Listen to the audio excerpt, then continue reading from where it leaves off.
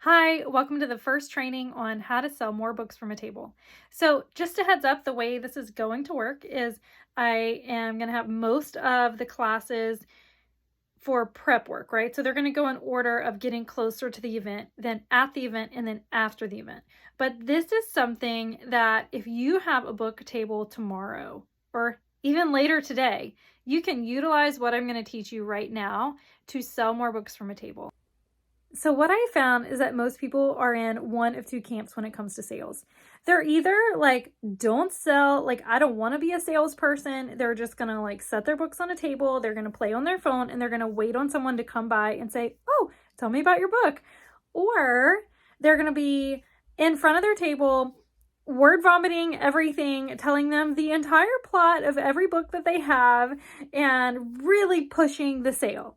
And frankly, I kind of admire both of you because I totally understand, we want to treat people how we want to be treated, right? And so if you are the person who sits back and doesn't engage the people as they walk by, I get it because we don't want to be the scary salesperson, right? We don't want to be the car salesman that makes people uncomfortable. And then we have the other side where the person is out there and they're putting themselves out there and they are talking about their books.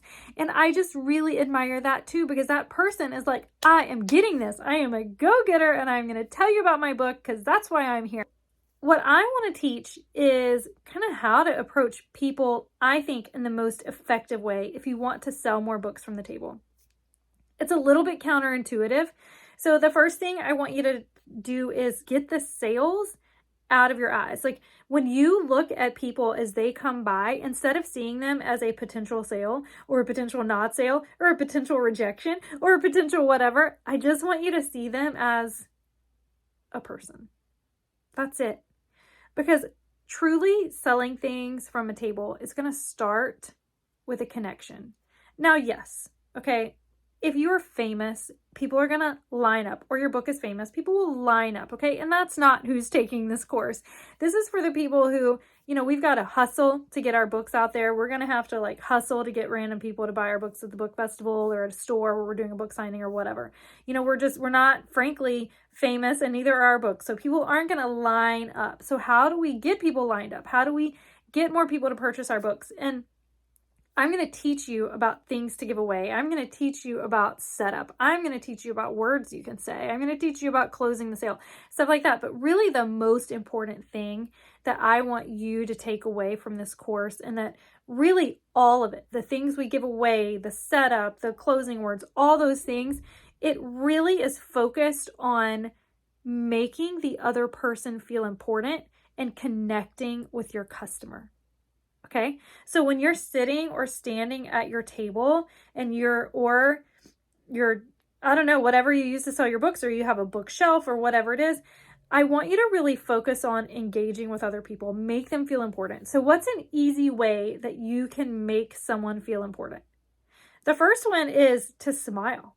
Like, it is so simple. And especially if someone's having kind of like a meh day or they're having a bad day, a smile, it just can really help, right? Or if they're having a great day, then we're vibing, and you're having a good day and someone else is having a good day and you smile and then you smile back, you're like, okay, now we're best friends already. So it's really about connecting, and the easiest way to make someone feel important is to smile at them. Just a big, genuine smile, not a like, that's like the emoji, not a smile or a, fakey smile, like a real genuine smile. And just think like, wow, I am so grateful that you're here walking past my table. Like whatever it takes for you to just genuinely smile at them. Okay. So we want to make them feel important so that we can connect. So we're going to smile at them.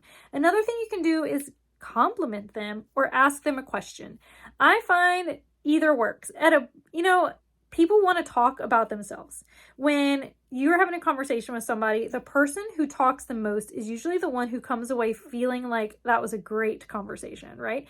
And I admit, sometimes I struggle with interrupting people, and I apologize to everyone who I have ever interrupted, okay? I did it yesterday. I'm sorry, Maddie, that I interrupted you.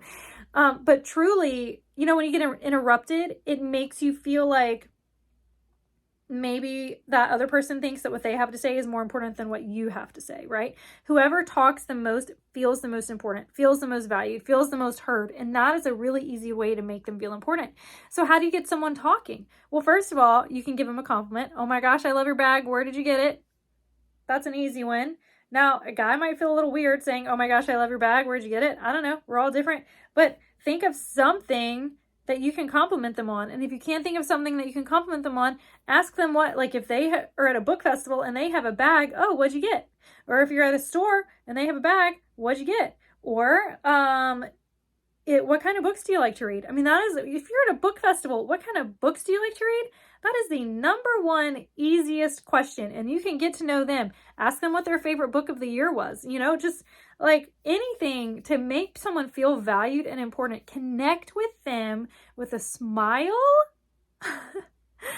and a question or a compliment. Make them feel important. The easiest way to do this is to treat everyone like they have a sign around their neck that says, make me feel important. Today's homework is to practice this.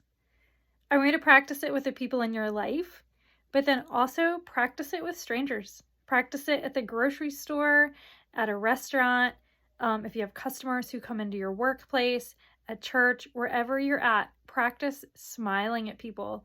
Practice asking them questions, giving them compliments, and listening to them. Make other people feel important. Let's see if you can make 5 people feel extra important in the next couple days. All right, thanks y'all. Get ready for video number 2 coming at you soon.